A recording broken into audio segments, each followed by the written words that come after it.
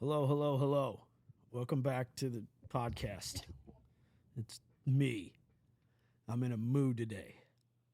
I'm in a little bit of a mood, but I'm also in a very good mood, and you'll understand why. I want to say something first.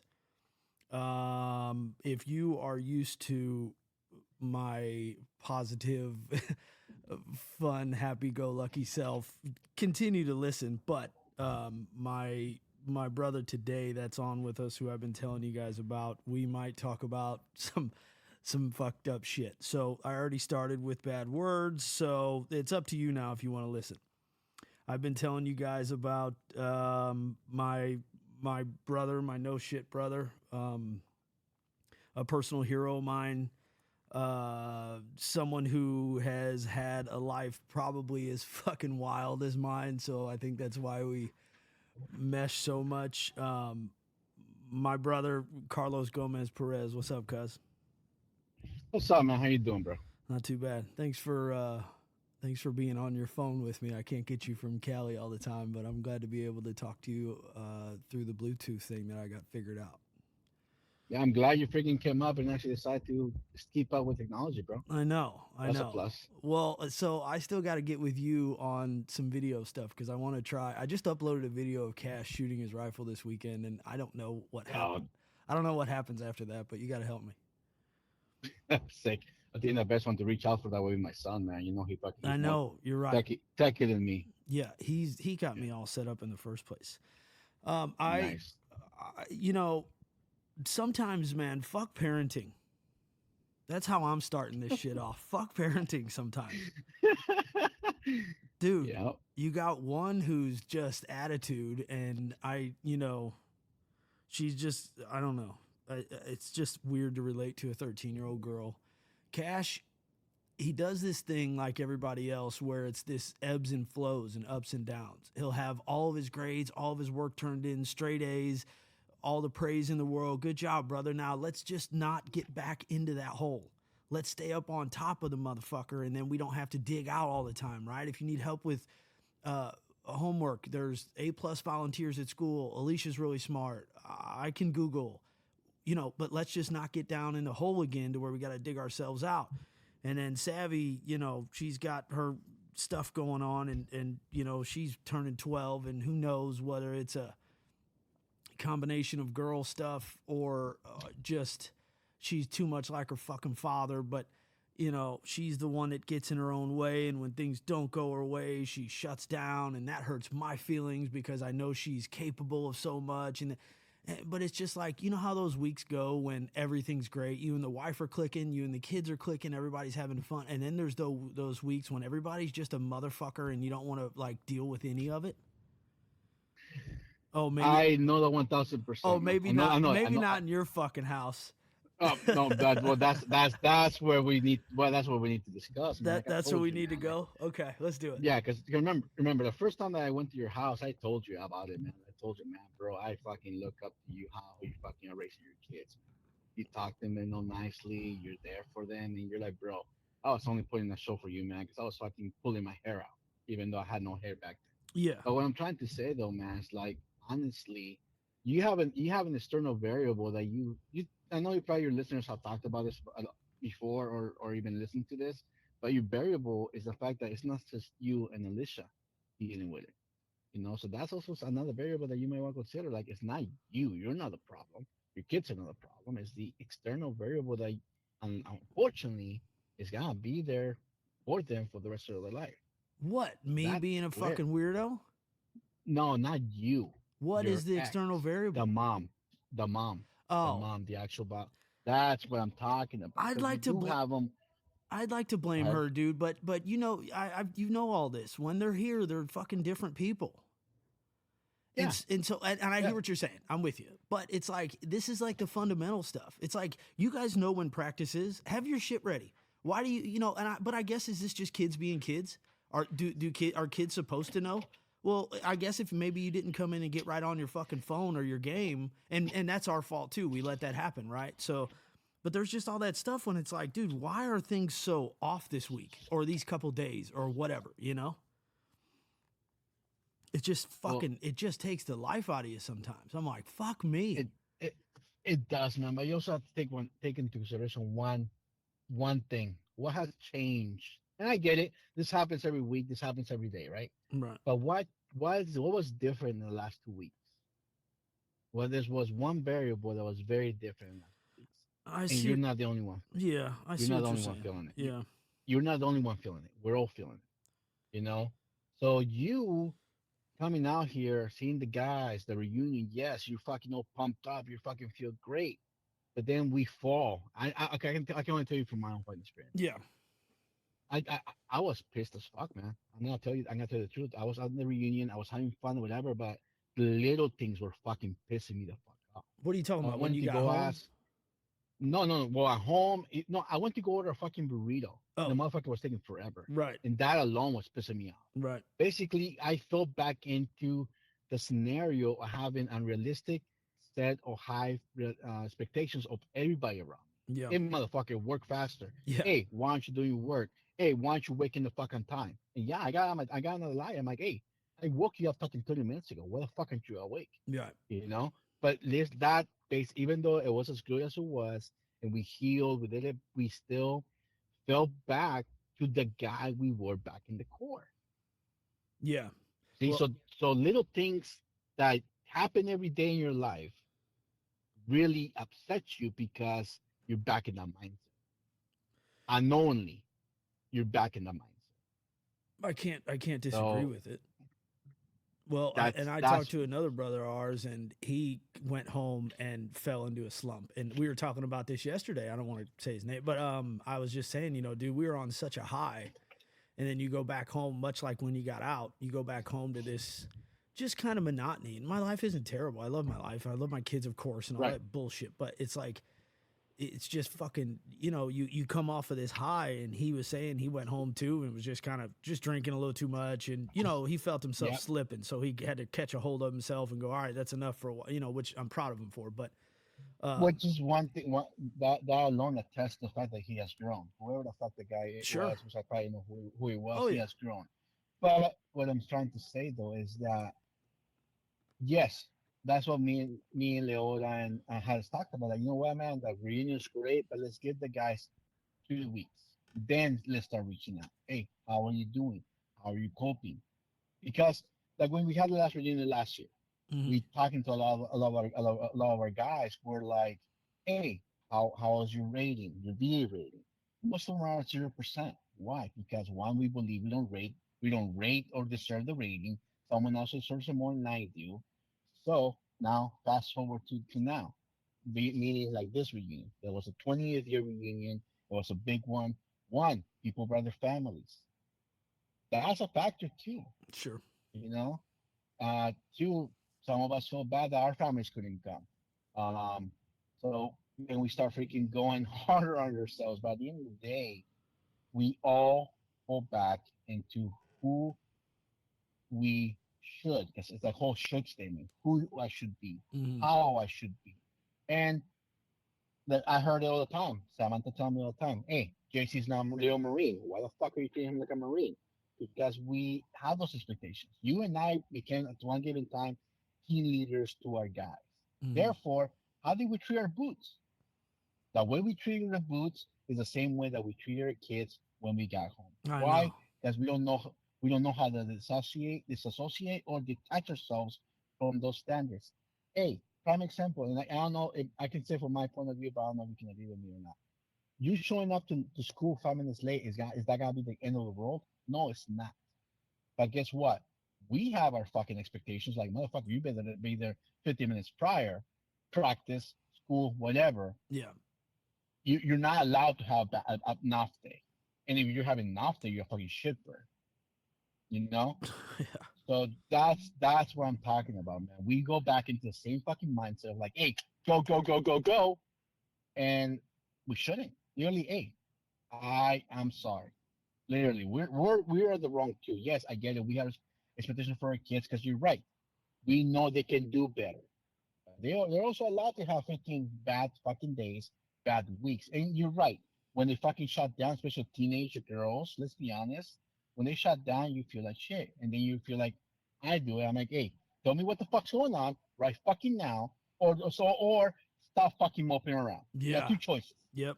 Unfortunately, we can't be like that with them. We can't be like that with boys either. But No. that's what we do because that's what we fucking know, and that's how we grew up. Yep. Like me, my mom used to tell me, you have two fucking jobs. Either you're angry, guess what? Get fucking happy again. That's your fucking job. She wasn't around telling me, hey, you know what? Let's talk about it. What's going on? No. You get two jobs. You get mad, get happy. Plain simple. Hmm. However long it takes you is your fucking protocol, but I don't want to hear about it. She never said she didn't want to hear about it. She just was never open to hearing about it. Yeah. Right. Right. So what? Now we all of us that grew up to some degree in a dysfunctional home, whichever would be only one parent, drug addiction, poverty, illegal, whatever your dysfunctional family was, that got reinforced in the military. Like, oh, I feel like shit. Good, suck it the fuck out, get some sand and go. Roger that. I know how to do that. Let's go. Yeah. So we come back, and the situations happen at home. We come back from like you said it. We're not. We come back from a high. And Leola asked me, "How you feel?" I'm like, "I feel fine. I'm okay." But I wasn't okay. I was angry. Little fucking scenarios, little situations.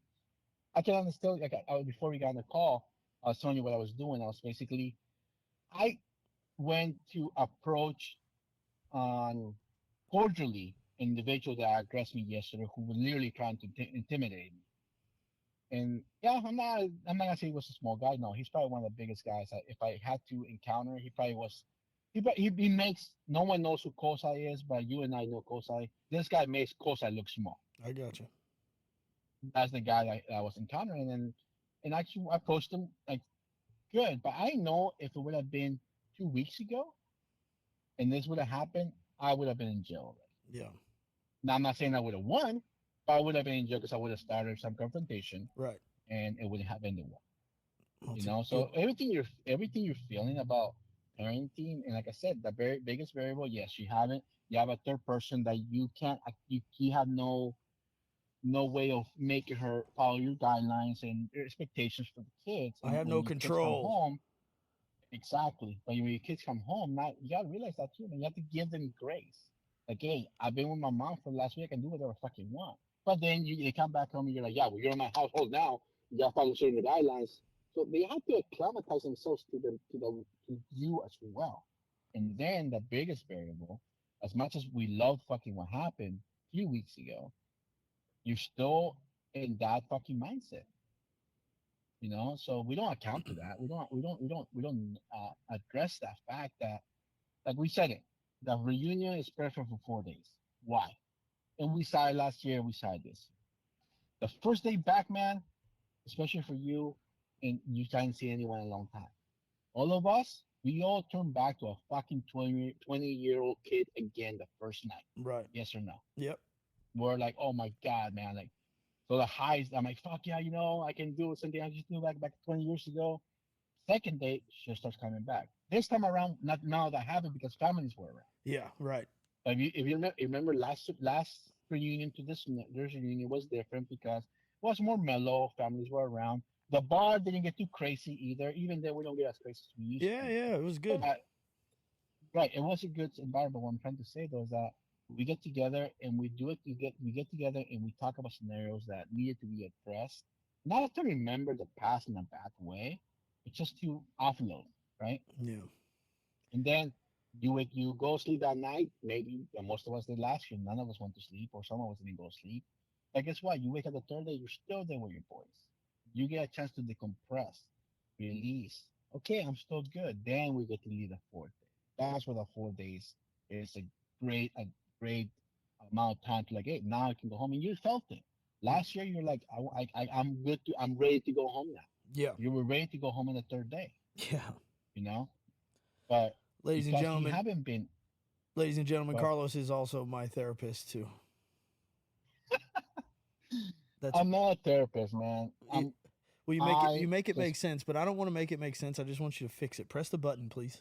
I need you to press the button right. that makes it all go away. And see, the only other option would be like, hey, fuck reunions. I'm never gonna go back to them again. But then, if you never go back to them again, what justice are you doing yourself? Oh no, that's not even an option. Yeah, for sure. No, no, no, no. I'm not saying that's your case. I'm Right. not saying that's I my get it. case either. I'm just saying that's you're right. We go home and our wives are like, "What's wrong with you?" And we're like, nothing's wrong. 'Cause we don't understand it. We don't know what's going on. Yeah. We just have this feeling inside of I'm gonna say it, fucking rage. Yeah. Yeah, I had rage. I'm like, I'm this fucking close to snapping your fucking neck.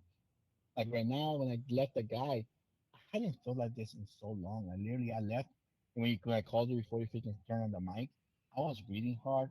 I felt fire in my chest, and it felt good, man. I'm like, Yeah. oh my god, it's been so many fucking years that I have not allowed myself to do this, but I'm like, I'm in front of my daughter's school. I can't, I cannot act out what I want to act out. Right.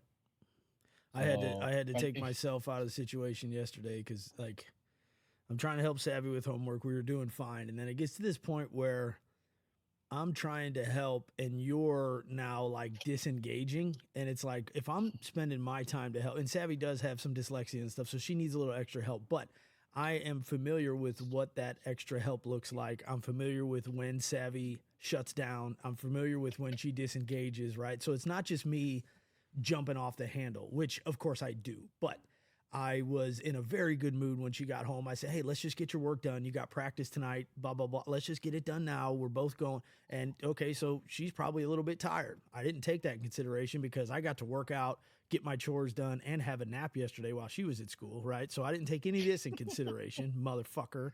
And then as I see her start disengaging, I'm like, "Look, dude, we don't have a lot of time to do this. We've got a big packet to do. Savvy needs a lot of extra help. So it's kind of like you have to walk her through it a little bit, and which is fine. But Mhm.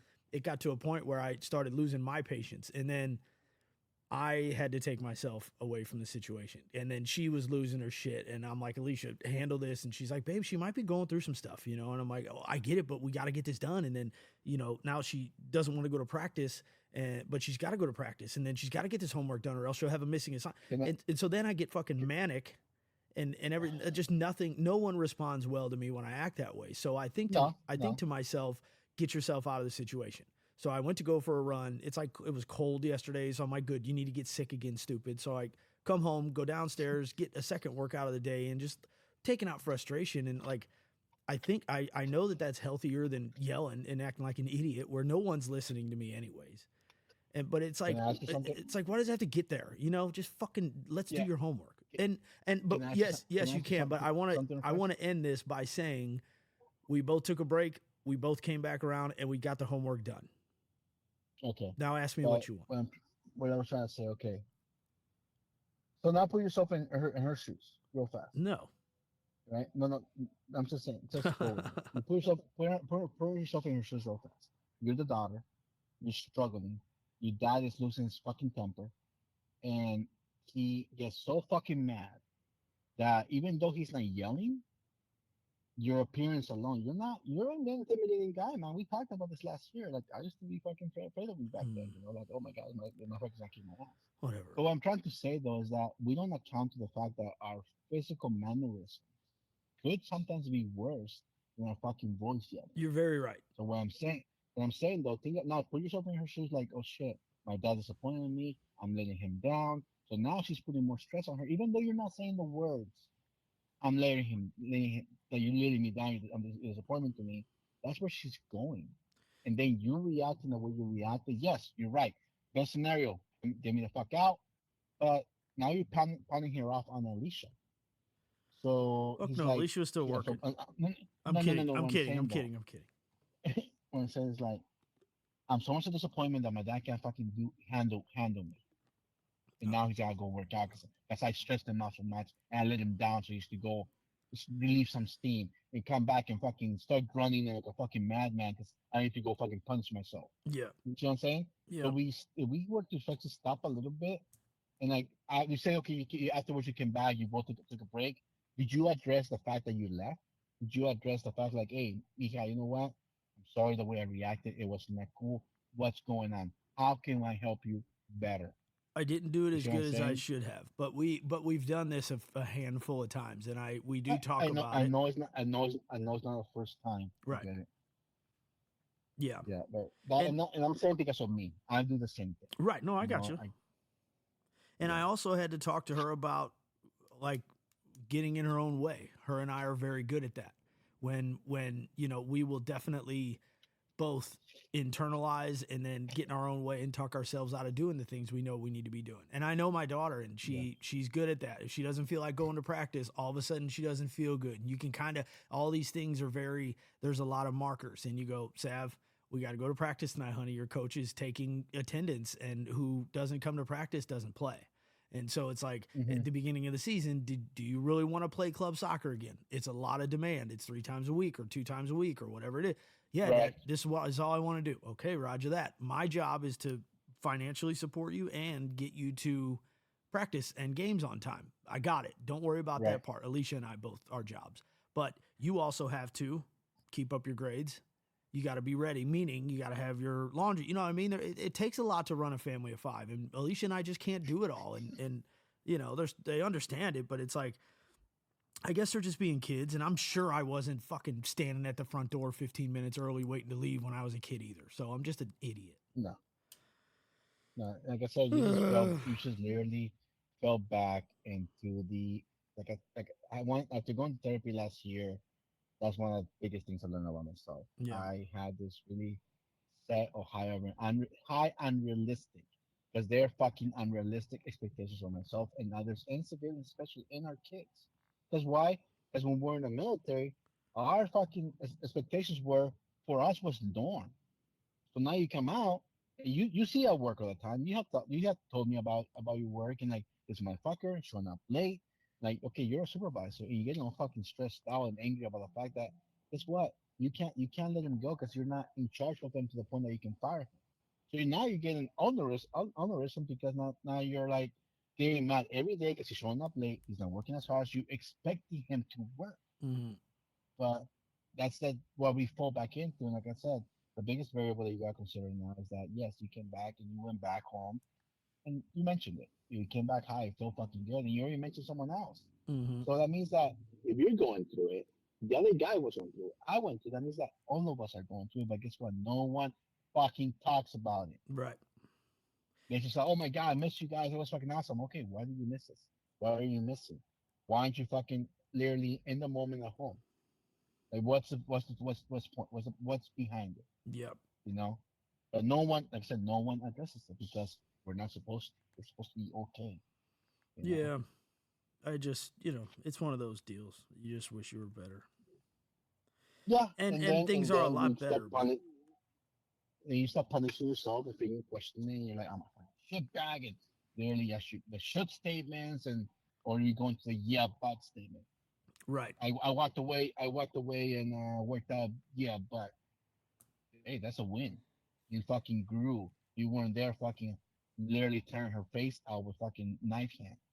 Well, you literally said, I need to step. You see what I'm saying? And as you well know, and anybody listening knows, I'm the guy who wanted my dad to be around. So now these kids have a dad who is around, but it sometimes if the wind blows the wrong direction, he can fucking weird out a little bit, or if I'm not so it's one of those things. All right, let's switch off of therapy talk, please, because I feel way better now.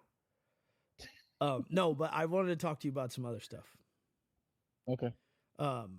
So other than, let's just do the reunion real quick. Other than what we just talked about, good times? The reunion was good. I think a lot of people, and I given a few conversations that we had, because I was jumping around. Different people that were platoons because I just knew them because of their SOI. Yeah. But also been doing that. Also, I missed out a lot of things. Like I'm glad I jumped in when you and Wagner were having a private conversation. I'm glad I jumped in. But I also feel like I was overstepping. I'm like, oh, you fucking being a you fucking little bitch, get the fuck away. But I like hearing that he was saying and discussing and how receptive you were. And I saw, for me, I feel that there was things that needed to be said, that had to be said, and that were said in a manner that like, hey, this helped out. Oh, if anybody I wanted to be there, it was you. I mean, no, there's no such thing. You know how that goes. But I hear what you're saying. But yeah, there's no such thing as overstepping or whatever. Yeah, and like did you see that little video that they put on Facebook? Which one? they made like a little short video of some of the Yeah, the footage one they got. The one Leora put up yesterday. Yeah, it was And then fucking. it was awesome. It was awesome. I Yeah, liked it. you and And your daughter were on there. I didn't see it. I didn't see that one. I only As a matter saw. of fact, yeah, that when I first talked to Wagner was on there too. It was pretty cool. Oh yeah, Yeah, yeah, yeah. I didn't see the part. I only saw one, but I think Leora told me that he took it down. And he put a new one up. So I haven't seen it. yeah, And and I did see the photo guy that was doing there, and Leora told me, yeah, he's gonna be doing interviews. I'm like, okay, cool. I yeah, thought he was gonna be going around like, hey, can I talk to you? I didn't know people were gonna approach him and ask. So yeah. He got I Scal didn't John. talk to. Yes, I saw Scout Yeah, fucking boot. Me and Scout were in boot camp together. I know. I I remember completely that. forgot. Yeah, I Well, remember. you I told forgot that me. we were in boot camp together. I told a Yeah. story. I don't know if it was on here or if I was just talking to somebody, but I think it was on here. But I don't know what the fuck was the last. It might have been the reunion one. I don't know. Anyway, oh, you know what? It was when I was talking to Leota. That's what it was. Yeah. I remember in boot camp walking by you as guides of the platoon. You know, Hmm. we were just walking by, and I was telling him the story about how then we met up in SOI, and all these years later we had that conversation about like intimidating it being intimidated by each other and stuff, and we were cracking up. But yeah, I remember seeing you, and you were like this stocky little bulldog, and I'm like, fuck, he's tougher than me, you know. I'm like, that motherfucker's bad. And then like we end up together in SOI, and I remember, and we've talked about this too a couple times, like I was kind of like, fuck that dude at first, you know. I didn't really, you know how it is when you try to approach somebody, you don't know them and how Yeah. they're what they're up to and who they are and shit. And then so we put that off for a while, but then when we finally ended up just talking, I forgot what the situation was exactly, but we ended up just broing out right away. It was awesome. Like, Yeah. I don't see the thing about. I don't remember a lot. So I was never in the now moment, and I haven't been in the now moment for a long time. I hear you. Trying to say though, there's a lot of things I don't remember about boot camp. Yeah. Um, there's do you even know why I became guide? No. I became guide because um well, me and Sam were already dating. We have been dating for almost 2 years, Yeah. and she was always irregular. For guys that are fucking naive at this, irregular means that your girlfriend or wife gets her periods every 2 fucking months. Just in case someone out there doesn't know what irregular means. Right. Well, so she was irregular, and I'm sure she's going to be we thought she stoked was. that you're telling this on a Oh yeah, podcast, yeah, but yeah, yeah. go I know ahead. she's gonna fucking Go love it. ahead. So we thought she was pregnant. We took a birth control test and everything, and it said either it said negative or I wish it said negative. I can't remember, but Right. so we didn't address it. We didn't address it, right? Because that's just happened. So then come around September 2001. Her mom, my mother-in-law, decides to take her to the doctors. Samantha finds out that she's already 8 months pregnant, Oh, wow. and 8 months pregnant, she maybe gained 10 pounds from during the pregnancy. Right. Now, neither her or I knew she was pregnant, so I was already training to go to the Marine Corps. So who was my training partner? She was. We used to run 3 miles, go to the park, do the sit-ups. I used to do the pull-ups. I used to bitch at her because she wasn't running fast enough, or Mm-hmm. I used to bitch at her because she wasn't doing enough sit-ups. Mind you, she's already fucking 5, 6 months pregnant while I'm fucking training her, Yeah. and still fucking. Take it So we easy. didn't know none of this. We didn't have an idea. So now September 20th, around there, my mother-in-law takes to the doctor. Samantha calls me crying. So that time I used to be a bank. I used to work at a bankruptcy court as a copy guy back in downtown. She calls me, tells me I'm pregnant. I'm like, what? Like, I'm pregnant. So I go to the house. She's crying. Her mom's mad at me, and I'm like, what? I'm like, I need to talk to your dad. She's like, what? I need to talk to your dad. I said, why am I asking you to? Happened to be that her dad was gonna get there the same day because her dad is a truck used to be a truck driver. Yeah. So he gets there, and like I said, Samantha's so upset. She's fucking crying. She doesn't know what the fuck to do. Um, her mom didn't know she was pregnant because since she was already of age, she could go to a doctor. She could go into the doctor by herself. Mm-hmm. Um, she basically her dad gets there, and I'm like, okay, I need to talk to him. So her dad comes in, goes to his bedroom. He's laying down with a beer in his hand, watching soccer. And I'm like, can I talk to you? He's like, yeah. He doesn't look at me. I'm a little fucking kid. I'm fucking Right. 18, Right. 17, 18. What do you want? He looks, yeah, exactly. So that's what you want. And then he's like, I'm like, I need to talk to you. He's like, okay. So before I could even say anything, before any words besides the fact I need to talk to you come out, he's watching soccer and it goes to commercials. And I can't even fucking, you can't write this. You can't even imagine this. Mm-hmm. The next commercial, the past two commercials, the commercial that pops up is 99.9% of all pregnancies are unexpected. Hello. That's literally the fucking commercial that came up. And I'm looking at a commercial, I'm like, this is fucking great. Mm-hmm. Okay. Soccer comes up again. Yeah, I want to talk to you. Samantha's pregnant. He looks at me. He's like, I know she is. I'm like, huh? So there, I disappointed him. And then my mother-in-law comes into the fucking bedroom, and she's like, "What's going on?" And my father-in-law she's looking at soccer. His daughter's pregnant. Oh my god, I got called the worst names. Like you ruined her life. I knew she should have never fucking dated you. You're good for nothing. Blah blah blah. Everything. Just all in I'm Spanish, like, and you just have to stand there and oh, take it. exactly. I'm like, okay, yes, yes, yes. I leave. Pinche I Miami. leave. And I'm not a religious guy. I stopped being a religious guy a long fucking time. But now she's already fucking 8 weeks, 8 months pregnant.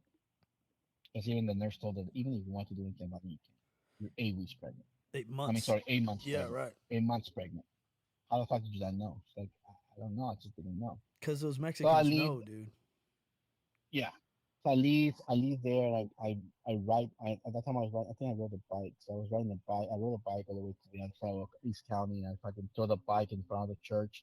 I'm kneeling in the fucking sidewalk in front of the church, crying my ass off. I'm crying. Fucking. All I'm saying is that you know what?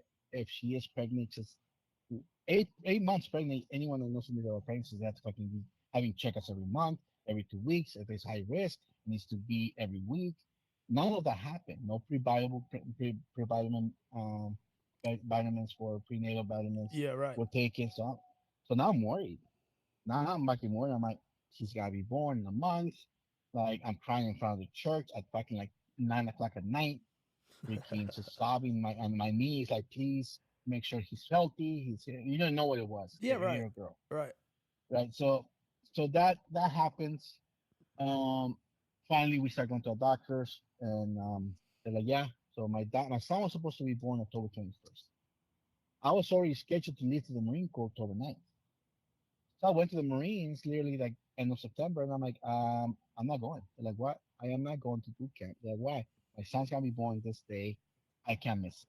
I need to be there. Like, well, we can't stop boot camp. You need to go. I'm like, no, I'm not going. Like, oh, but we already did all this paperwork and money. Like, I'm like, I just can't. I need to be there. Like, well, what do you think about the guys that deploy? You know, they miss their childbirth all the time. Like, yeah, but I'm not those guys. Fast forward 2 weeks from the time we found out she was pregnant. My son's born. So my son was born October 1st, 2001. So we both went from being told you gotta be parents to like, hey, by the way, 14 days later, you're a fucking parent now. Wow. I'm like, okay, like it even her, like she started having contractions over the weekend, Yeah. and and I was gonna drop her off at school at San Diego State on Monday, and we took the bus from home. I didn't have a car. We took the bus from home, went to San Diego State. We're sitting there in the quad, and we're seeing the big ass fucking clock at San Diego State just ticking away, and she's having contractions. It's like timing. I'm like timing. What the fuck are you? Because we didn't take any classes. Like so, I'm timing, and the contractions at that time were 5 minutes away. I'm like okay, I think we can go. So we took the bus back to El Cajon, told my mother-in-law, and we're at the bus station. Can you pick us up? She left work, came to pick us up, took us to the doctors. My son ended up being born 12 hours later. Wow. So now it's October 1st. My son's born October 1st. Just do a test of what kind of woman Samantha is, how much of a fucking badass she is. Fucking right. She went back to school October 3rd. Dude. She was back in school. She was back in school October 3rd. Missed the fucking test. The teacher's like, you missed the test. She said, yeah, I was giving birth. No, you weren't. She gives her the note. happened to be nursing, and the nurse like, "What the fuck are you doing here? Bitch, I will bring Like, my what?" baby to this classroom. He's like, "What are you doing here?" She's like, "You're supposed to be resting." Yeah, but I don't have a choice to rest. I can't. Like, I cannot miss more school because then I won't be able to graduate. So October 4th, you never in your life heard of a white lady going to fucking school 2 days after she had a baby. yeah. So You she's there. you people Like are stronger than we are. October 4th, we get married. So my son's born October 1st. October 4th, I'm getting married. Now I'm like, whoa, my son's born. Have no future. Have no job. Mind you, at that time, 2001, I was making $12 an hour at a fucking bankruptcy court. Yeah, If I would have been smarter, that was pretty fucking good money back 22, 23, 22, 4 years ago. not bad. But I didn't know that. So I'm like, okay. So I went back to the Marine Corps. I'm like, okay, I will go. I talked to my father-in-law. I'm like, okay, I will be doing the Marine Corps because I had no other solution. I didn't know any other solution at the time. Right. So October 9th comes around. The recruiter comes to pick me up at 7 o'clock in the morning. My Samantha's crying. She's pumping her breast. My son's crying, and I'm fucking crying. Like I'm She's fucking gonna bawling. love Like that you said that too. yeah, and I had to survive. I had to survive October 9th, 2001. Wow. Yeah, and then So literally, go ahead. in the span of 2 weeks, our life changed forever. Yeah, Like baby, no one marriage, prepares you. military. Yeah. Baby made. So now I'm in the fucking I'm in boot camp. The point I was going to, why I became guide. Mm-hmm. Um, actually, and this has happened this weekend. I went to go reunite with the golf company was here last weekend, and Right. most of the guys from golf company I know because of boot camp. Mm-hmm. Reyes, one of the guys that was there, we were talking. He's like, bro, I remember meeting you in boot camp. I'm like, you do? Like, yeah. Like, literally, we're formation about to get a fucking head shape, and you asked me if I spoke Spanish, and I said yes, and you asked me where I was at, where I was from, and I told you LA, you told me San Diego, and then you told me that your son was born 8 days ago. I'm like, I told you guys, like, yeah, you fucking did, and I was like, what the fuck are you doing here? I'm like, oh, I enlisted, so I had no choice. Needless to say, for anyone out there that decides to join, we have choices. There's Yeah. plenty of choices, and we can address that later. Yeah. But so now I'm in boot camp. A month, I'm maybe 2 3 weeks in. I get a dear John letter sent to me. People that know, I didn't know what the fuck a Dear John letter was. I didn't know what the fuck that meant. Basically, I don't want to be with you anymore. Yeah, Letter, I'm done with you. they made a movie about it. Yeah, so I didn't know that. So she sent me a letter. By this time, we're both young, like in 18 years of age, young kids. She's into postpartum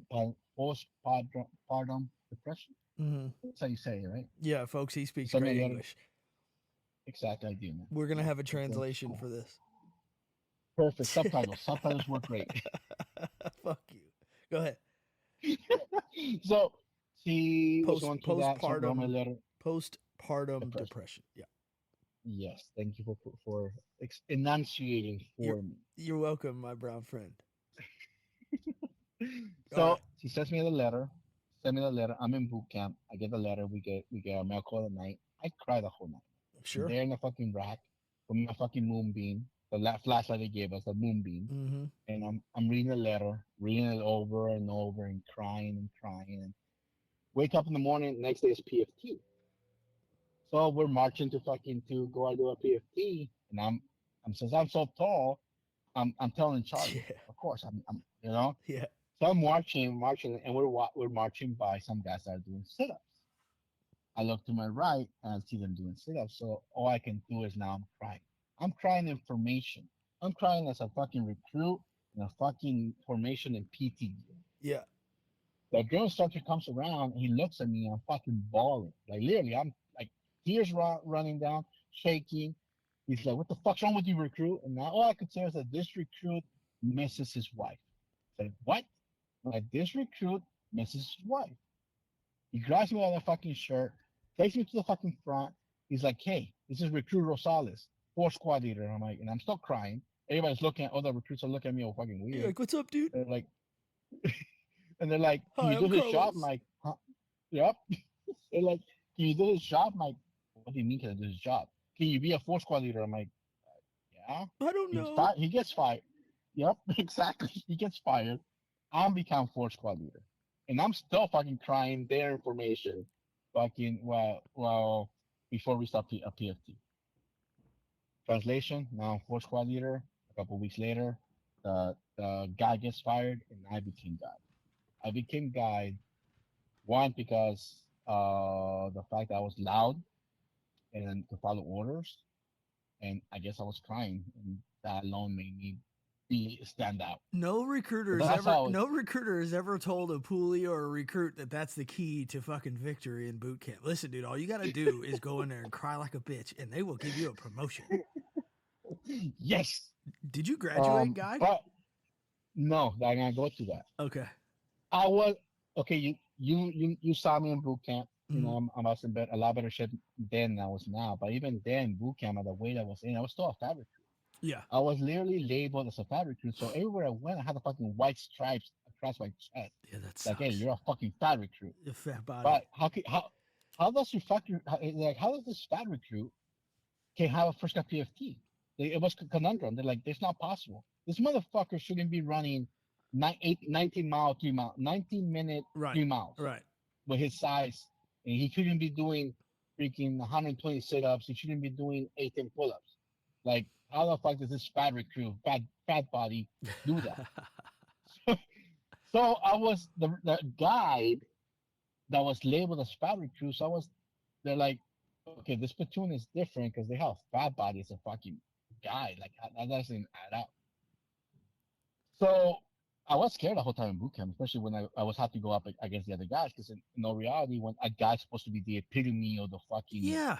man, and as a guy, so I was like, man, I have to go up against these guys, and they're fucking ruthless. I was shit. I was shitting myself fucking every single time I would go up against them. Oh yeah. I don't know how to fight. I don't know how to fight. I'm like, okay. But then when it came to body hardening, I was able to take body hardening hard. So that kind of stood me out a little bit. Okay, I could take pain and I can deliver pain. So they would always move me around. Like if they wanted to make an example of someone, they would move me. Okay, I have Gomez so I can go out there with his legs. I'm okay. So I would buckle down guys down. Like okay, that made me feel good. Yeah. So I got fired regarding a freaking question about if I graduated as a guide. No, I didn't. I did take the picture, the platoon picture from boot camp. I was there as the guy. Me too, dude. I Me didn't too. So the way I see it, fuck you. I was god of that platoon. exactly. So I didn't graduate guide because I joined the service for the wrong reasons. I didn't join the service to serve the flag. I didn't join the service because I want to be being patriotic. I didn't serve the flag because of 9/11. I didn't join at all for any of those reasons. Mm. I didn't join to travel. I didn't. I only joined because they told me it was the hardest thing to do since anything. Right. So I'm like, well, I want to see if it's true. So it was my own personal challenge to see if it was true that the boot camp or Marine Corps boot camp was as difficult as everybody said it was. Yeah. Because I was like, I used to play football. I used to do 2 a days. I'm good. Right. Um, so since I joined for the wrong reasons, I didn't care for anything else besides graduating. Yeah. Get home. And I'm gonna get to that right now. So since I didn't care about anything, I didn't care about the crack up. I didn't care about history. I didn't care about just the polar. I didn't care about none of it. You're a I shitbird. didn't. I was the fucking biggest fucking. I was the biggest shipper guide in the whole boot camp could ever had. So we're doing a fucking our 10K. We're doing a fucking our 10K, and I get asked. Basically, the battalion, my senior drill instructor's next to me, and we're going at it. I'm not falling behind any hike. I'm doing good. And the freaking the battalion commander comes around. Well, what does a guide? What does a father want to do with the kids? They always want to show off the kids. That's how we were. We were for the senior drill instructor. We were the kids. Right. He wanted to show off his guide. Yeah. This is my guide. I'm gonna show him off. He's like, okay. He starts asking me about questions. Who was just the caller? How many Marine Corps bases we have in freaking California?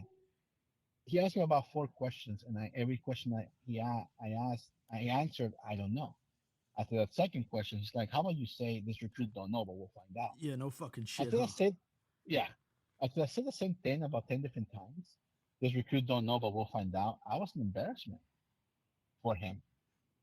So he proceeded to ask me, "Why the fuck should I keep you as a guide?" And I answered, "This recruit don't know, but we'll This crew find don't out." know, sir. So I'm fired at the spot.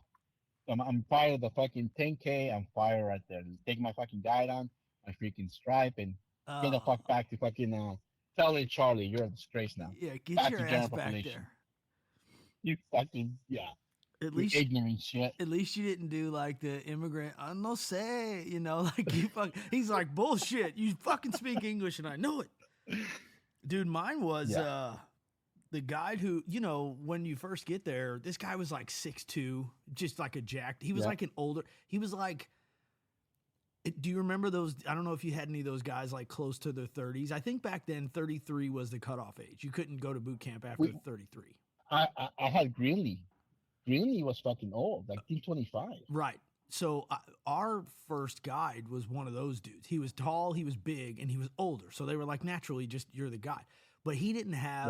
he didn't have that fire thing. Like he was real nice, Yeah. and he was like, "Hey, listen, everybody, this is what we got." And like that, I just modeled myself after the drill instructor. It's like that thing. Yep. It's like that thing where dress for the job you want, not the job you have, or whatever the thing is. So I just Yep. kind of like they told me to be fucking loud and fierce. So I was like, Roger that. And I was just loud and fucking fierce. So he was just real passive. He's a great guy, but he was real passive, and that's not what they're looking for. Like you said, they want to show Nope. you off. And when it comes time for platoon on platoon violence, they want you to be the motherfucker right in the middle of it. So I guess they just saw that.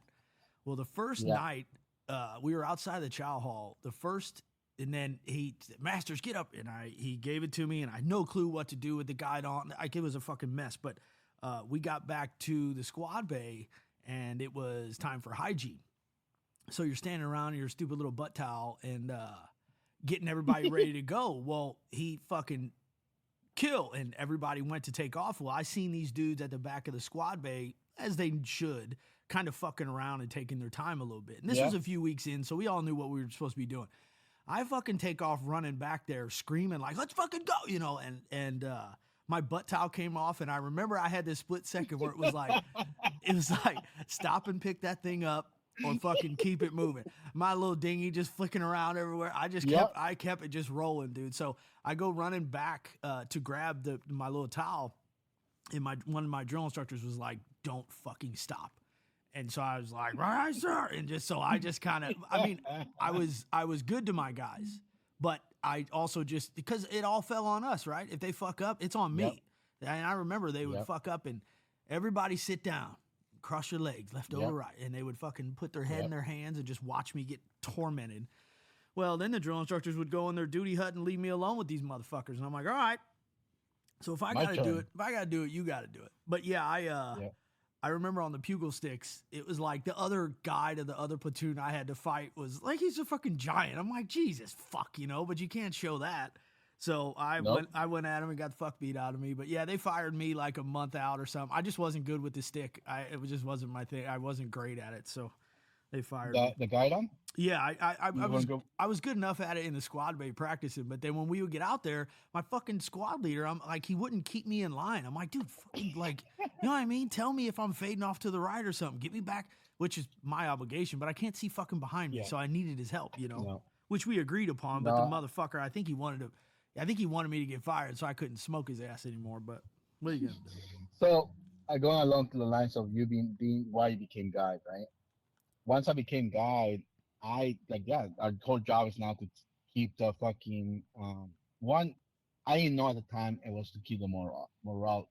Yeah, All I thought about, like you said, hey, get in there, get the shit done, fucking don't stop and go. So along the lines of, I have a similar story to what you freaking said about um you dropping the towel. The biggest thing for me when it came to freaking guide was like, one, yes, you're right. If you're not responding, it's my responsibility, and I get fucking punished for it. So remember how we had to do the hygiene inspection every night, Sure, yearly. sure. But before we did that, we showered, and after we showered, you as the guy had to bang wall, Yeah, that a piece of little wood. paddle they Yeah. had. Yeah, so we have to bang it as fast as you can, and then the Ava has to recite the tune, whatever, right? Yep. So I banged it so hard that my hands started completely got red. They yelled, and then on the corner of my eye, I see, I still remember this so vividly, and I forgot their fucking name. Two Asian guys, all the way at the end, the last freaking, um, um, Rack. what's it called, rack. They're not screaming. They're not screaming at all. And I do it again. I see them again. I take off running from the top. Unlike you, I had no way to control my anger, my Yeah. temper. Yeah. I literally jump up. I'm running like I run Ah! to, I jump up and I literally get him in a head hold, in a choke hold, and I bring him down to the fucking floor, and I'm fucking choking the life out of him. And I'm screaming at his face, get the fuck loud, get fucking loud. It's like, and the guy there is like, what the fuck's wrong? I'm so angry that I'm just wanna break his skull because my hand is hurting.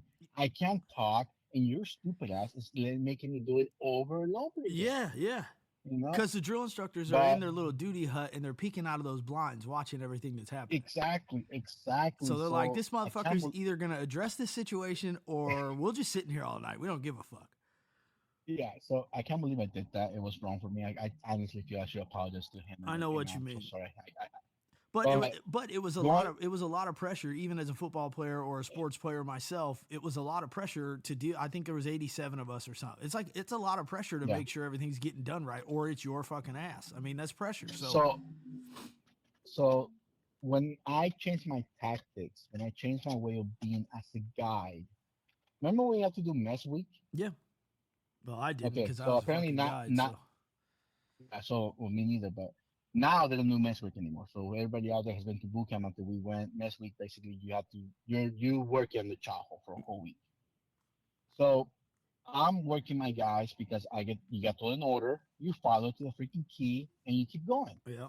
So they see it was during a break, so we weren't serving dinner yet, and I see a table of freaking staff sergeants in the corner, and they see me talking to my guys the way I'm talking to them, like a fucking asshole. Let's be honest, you became an asshole, Sure. and he pulls me over. He pulls me the staff sergeant pulls me over. Like, come here, recruit, or come here, guide. And I'm like, okay, so I get up there and I'm fucking okay, and I'm all standing attention, like at ease, just relax. He's like, what are you doing? I'm like, this recruit's like, no, talk to me like a fucking human being. I'm like, oh, what? I'm not a human Talk to being. me like a normal. Exactly. It's like, what are you doing? I'm like, well, this recruit, like, talk to me like a human being. I'm like, okay. I was told to do certain things, and that certain things need to get done in a timely manner. So I made sure my guys make it done in a timely manner. It's like, okay, I get it. I get it. You're a guy, and you need to get shit done. But why are you an asshole about Look, it? because I'm doing what you motherfuckers do. He's like, why are you being an asshole about it? I'm like, he's like, you think they respect you? Like, well, no, they might respect the fact you're a guy, but from what I'm seeing now, these guys fucking respect you. Right. They fear you because because you're loud and you get hands on, but none of them have respect for you. Right. Respect the man, It's not the like rank type of thing. exactly, so they don't have respect for you. How about you change your ways, man? How about you freaking realize that? Guess what? When you leave boot camp, when you graduate boot camp, this guy's might be in combat with Yeah. like if these guys are in combat with you, the way you're treating them, trust me, they will be the first ones to shoot you in the fucking back and laugh about Yeah. it. Is that what you want? Like no. If you really want to be a leader, treat them like fucking human beings, and then they'll follow you to the end of the road. Yeah. That's true. That's what you want. You want to respect you, not fear you. Yeah. That's why you should be. If you want to be a good guy, a good leader, right now or later on, be not be their friend either, but respect them like human beings. Yeah. They are human beings that deserve respect. Treat them with the respect they deserve. I agree. So that's when I started changing. Like, oh, okay. That's what actually saved my life. And the reason I'm saying that is because I ain't found out about this until I got to SOI School of Infantry. One of the guys that graduated with me in SOI, he's like, hey, Gomez, what's up? Remember you got fired? I'm like, yeah, I remember I got fired from God. That was your guy. Trust me, I sucked. He's like, you're so lucky you got fired. What do you mean? So, like, you were an asshole, man. You were the biggest dick. You were more of a dick in the fucking drone strike. Yeah, but that's what I was supposed to do. He's like, no, man, you were such a dick that we were so ready to throw a blanket party at you. I had never watched Full Metal Jacket. I never watched it until I was in the SWAT. Oh I no didn't know what a shit. blanket party was. Yeah. I'm like a blanket party. That sounds nice. Like, no, you don't get it. You never seen. He told me the movie. I'm like, no, I haven't. Yeah. We're Watched gonna the beat movie you with afterwards. batteries and soap. I'm like, what? It's like, yeah, man, we were so fucking pissed at how you were treating us that we were gonna throw a blanket party at you, Oh literally, and wow. then you got fired. So I'm like, Yeah. oh, We decided to let I'm you like, live. I'm like, oh my god. And I told that to one of the guys this weekend, and he's like, bro, one, I didn't know that was gonna happen. Two, I bet you anything, if that would have happened, they would have been all up, bro, Yeah. because half of us liked you and half of us disliked you, so Right. it would have been all us, bro, like. Right. Right. And two, they were like, you were pretty strong, so I don't know that we have been able to fucking hold you down. Yeah, I heard that. So They're I don't know not. how. Yeah, don't just fucking So think you're gonna get away with this shit. Hey, yeah, can we switch gears for go a ahead. minute? Go ahead, man. I want. Will you tell me the story about how you came over here as a kid to America? So Yeah. where were you born? Mexico City, right?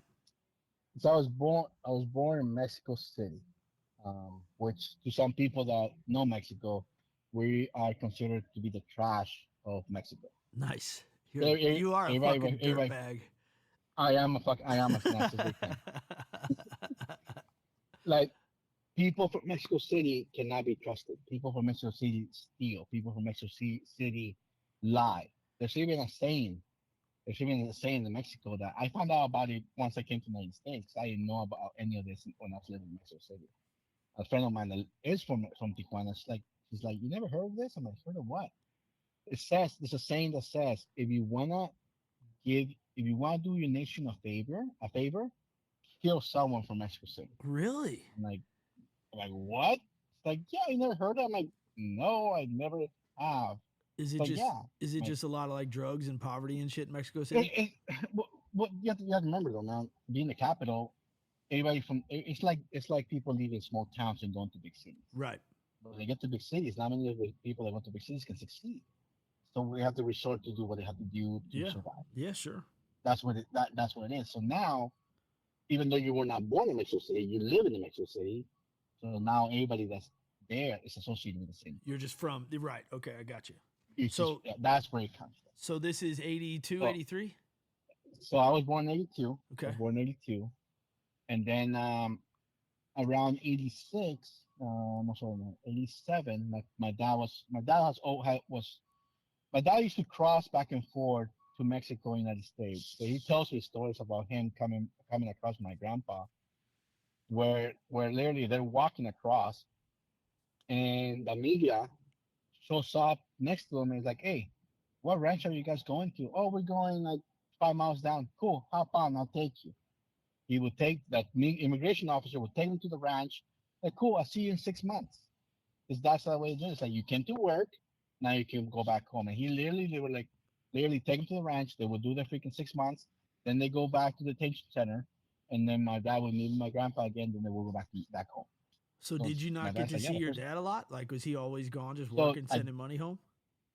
I didn't. Yes, my dad would start right when I was when my recollection of him of when I can remember my dad being home. He was only home 6 months at a time Wow. because he used to work in Idaho. He used to work in Idaho at a potato farm.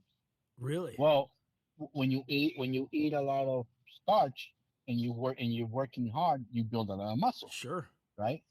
Yeah, your So my dad's a dad would tank, dude. I got to meet him at the reunion. He's a bad motherfucker. yeah.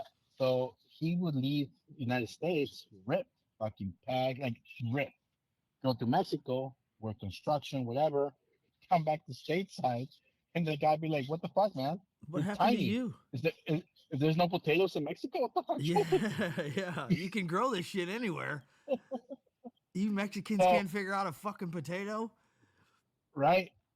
So that was the case. Like from what I can recall, my dad would work 6 months in 6 months in Mexico and 6 months back here. Yeah. I Yes, mean, he you was got to send do what you got to do for your family. yeah. So he would send money home. My mom was also working. My mom used to be a secretary for the PGR, which is the police department in Mexico. Okay. She used to be a secretary for them. My mom at that time, she had never gone past sixth grade education. Wow.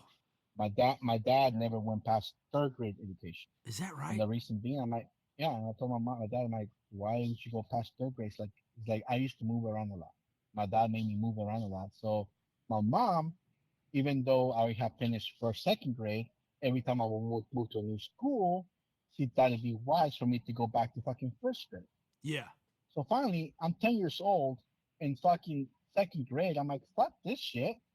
Like, so I stopped going to school Yeah, I'm because 17. of Why that. am I'm I in like, second grade still?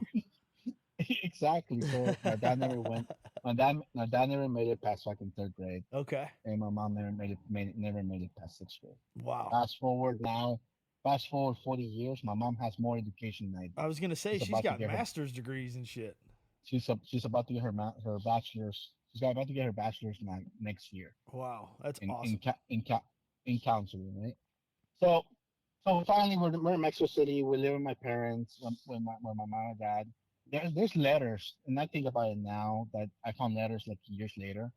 There should be never a reason why a 7-year-old kid is writing his dad, telling him, "Can you please send us money because we don't have enough food to eat." Yeah, Like there's that's letters tough, of dude. me, I'm writing down like, "Oh, we miss you. I thank you for the toys you sent me for Christmas, but we need more money because we need to buy food or we need shoes or whatever." Wow, I'm writing those letters. it was tight, huh? Money. Yeah, it was tight. Wow. Yeah, money was tight. So I got read those letters after I read. I'm like, there should be no reason why I should a 7-year-old kid should be writing those things, right? Or know about those things. Yeah. So finally, around 1990, 89, 90, my mom's like, I'm tired. I'm tired of this life. I'm tired of being a single mom. And she got her fucking cojones and she's like, I'm out. And we're like, what? Basically left my sisters. I was 6 or 7 at the time. My sister, if I was 7, my sister was 6, and my other sister was 3. So she left us in Mexico City with my grandma, with her mom, to live there. And she's like, I'm out. We're like, what? I'm going to the United States. We're like, what? I'm going to the United States. And we didn't know how she crossed. We just know she was left. She left Yeah. us. So she left the United States, came to California by herself another friend. My dad had no clue. She basically, one day, my mom just calls my dad, hey, by the way, we want to see me again. I'm in California. He's like, what? Yeah, I'm not in Mexico. I'm in California. So my dad left Idaho, came to California, so they could start life together here and get everything situated so they can bring us over across. My mom was a housekeeper and babysitter, and my dad was doing landscaping. Like, why do I know? I don't know the language, but I know how to work my hands. Sure. And You I don't don't know need a to. You language don't need to talk that much. exactly. So he never went to construction, even though he used to do that in Mexico. So he ended up doing landscaping. Yeah. So fast forward 2 years, we're now been in Mexico City for 2 years without my mom and my dad, with my grandma. Then 1992, around April, my mom comes down to Mexico, and she's like, "We're going back to the States." I'm like, "I'm a fucking 9-year-old kid. I haven't seen my parents in 2 years. I haven't seen my dad in like 3.5." I'm like, "Fuck yeah, I get to go to the United States, see my dad. I'm so happy." And we're doing everything in Mexico. We get situated. We say bye to our family members. And now I remember this. But my mom, um, my mom said that my grandma, my grand grandma basically said, I'm never gonna see you again. Oh, So they knew, they knew. But I was a kid, man. right. You're not. Yeah, you can't Oh, comprehend all that. hold on.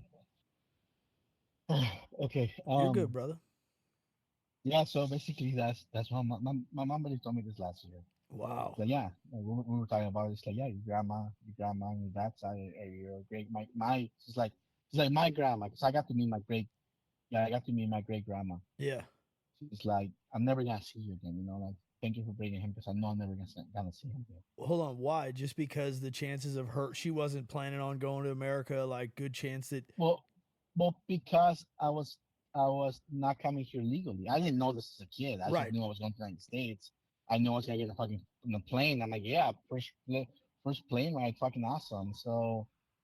Um, so yeah, so I came here illegally, not knowing not knowing that I get off of the plane in Tijuana. I'm all happy. My dad's there in the plane in the Airport, I'm hugging him. Oh my God, I'm so happy, you know.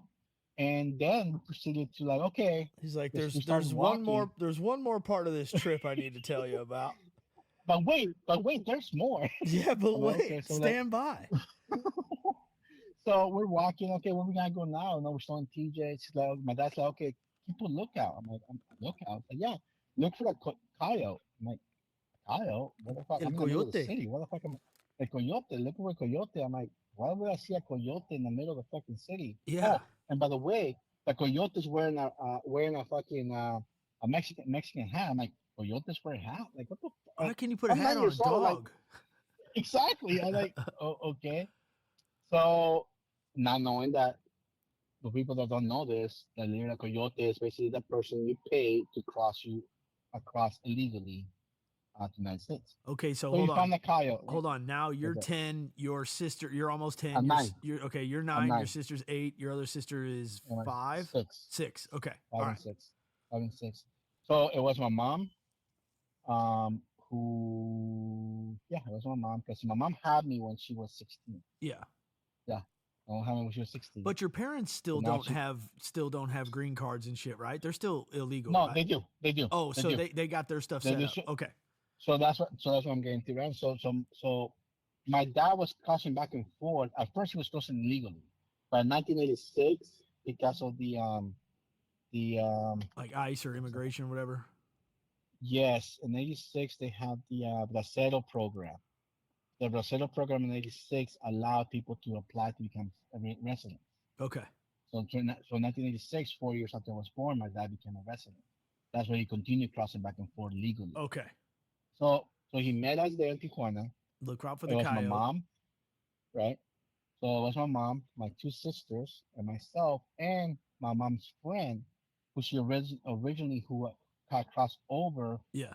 2.5 years before, right? But now she's coming and crossing back with us with a 5 month old baby girl, Wow. her baby girl.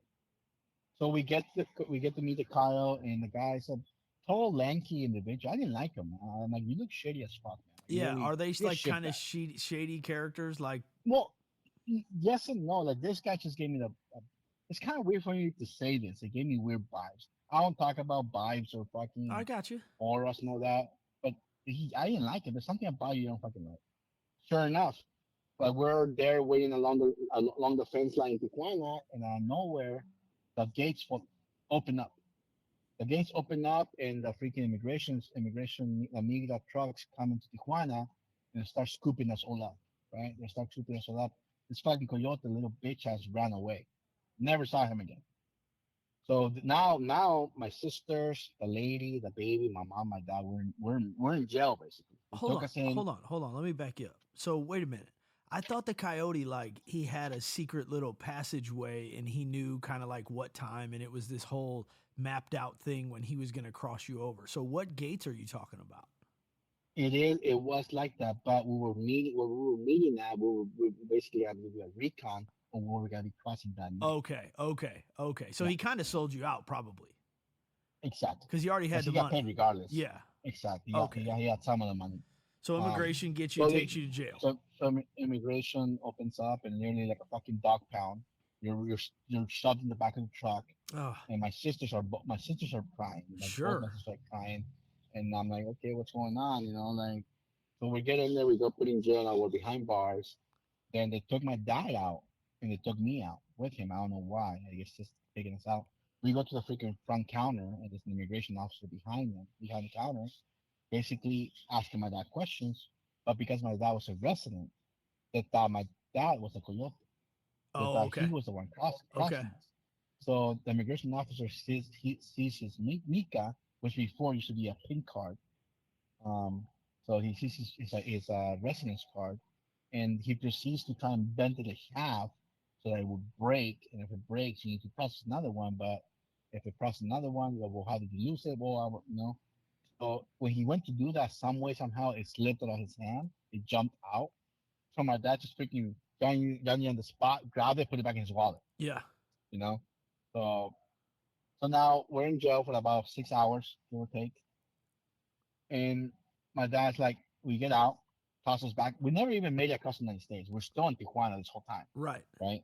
Do you And have they hold put us on? Do back you up. have any clue what kind of money it costs to for that? Like, I know that it's different now, but do you have any? No. Okay, I asked. My parents said that back in 1992, it used to be $1,000 per person. So that's 3,000. Just it was just for you kids, right? Well, it was 4,000 because my mom was Oh, your included. mom too. Okay, so four Yeah, so it grand. was 4,000, 4 grand's four gone. grand. Forget about that. Yeah, yeah. Okay, so So 4 grand to cross. Now, if people want to cross now, on the cheap end, and you're paying at least $12,000 per person. a head. Wow.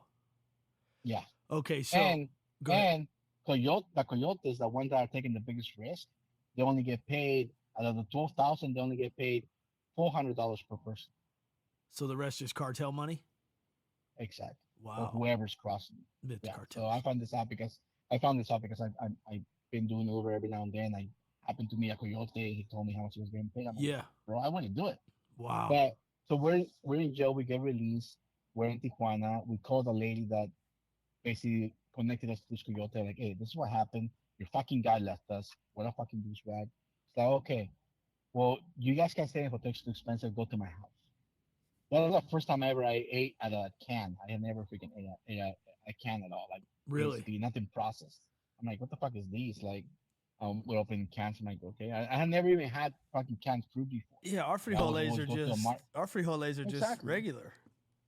Yeah, right. So my dad's like, I need to leave. I need to go back to work because it was Monday. It was literally Sunday, so wake up Monday. So my dad left us in Mexico, Hey, Dad. and I thought, Hey, Dad. Just got out of jail. Yeah, hang around for a little while, please. Don't know what we're doing here. right. So I thought we crossed the next day. Talking to my mom about it this year, last year actually.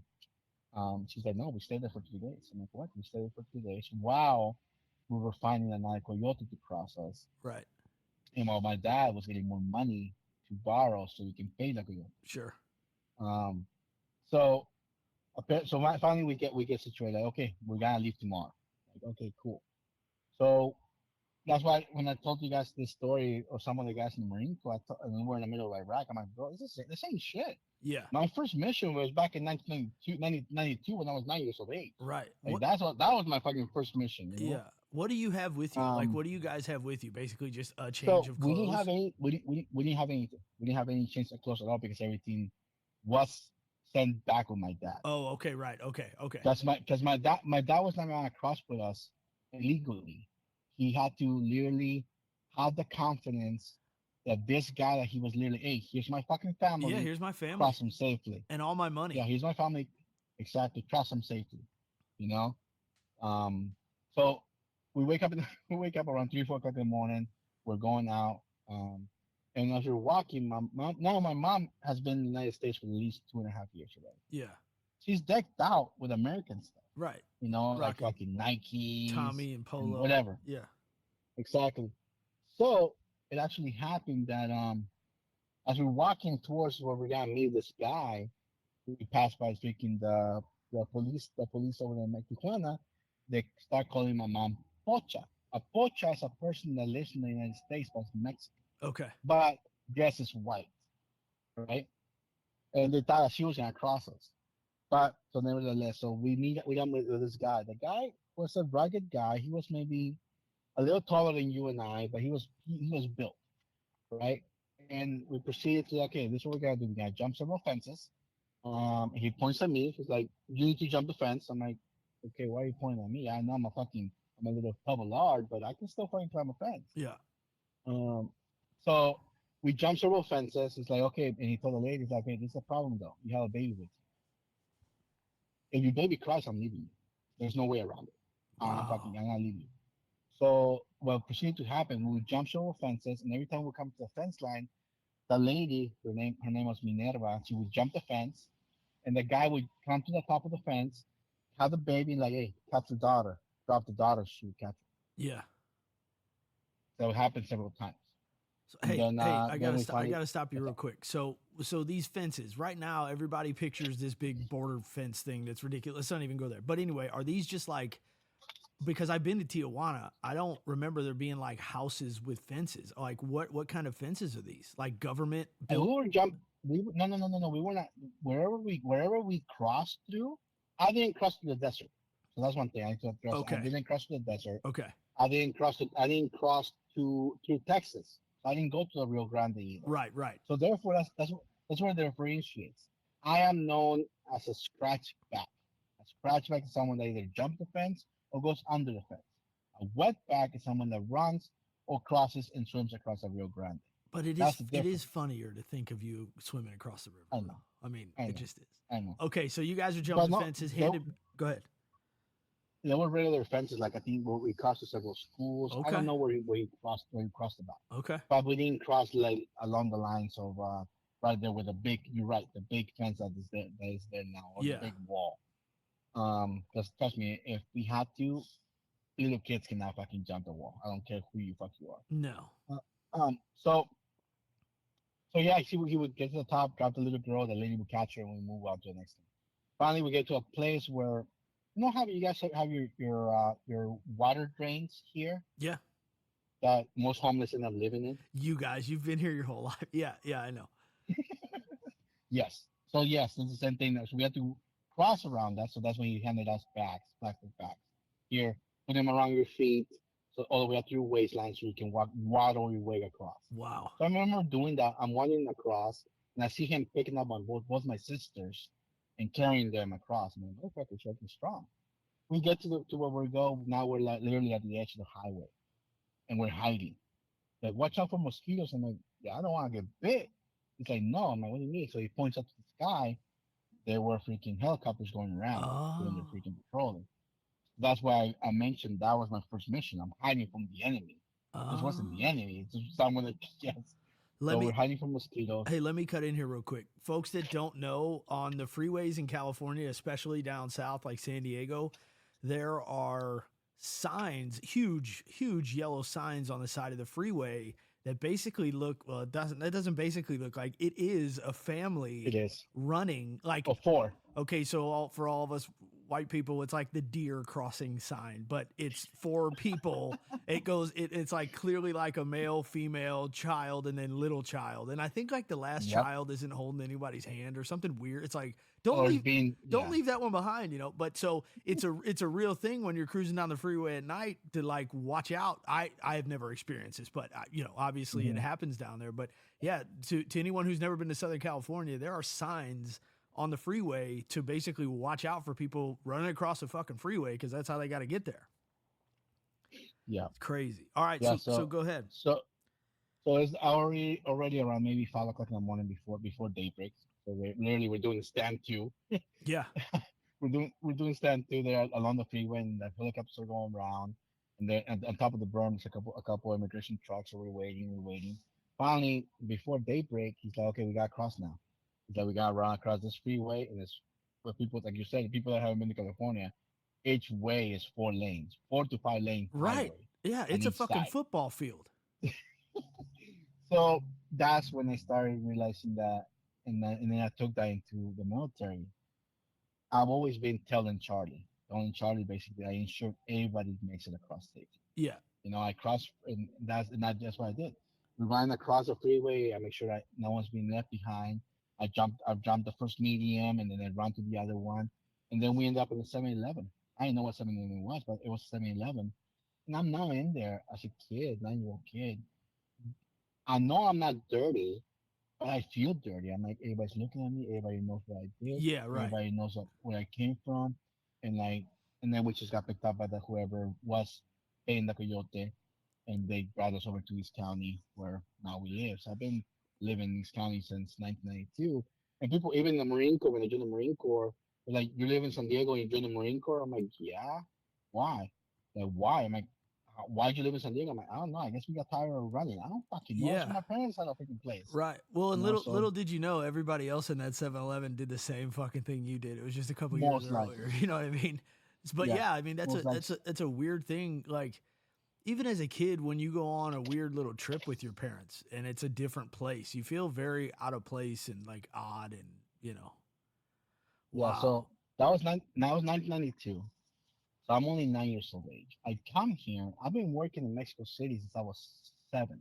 I used to be a street sweeper in Mexico City because we don't have automated sweepers. So I used to be a street sweeper like Mexico City with my grandma. So I used to wake up at 5 in the morning with my grandma, go to work to around 11, then take the shuttle back home, shower, and go to school at nighttime from 2 to 7, 2 to 8.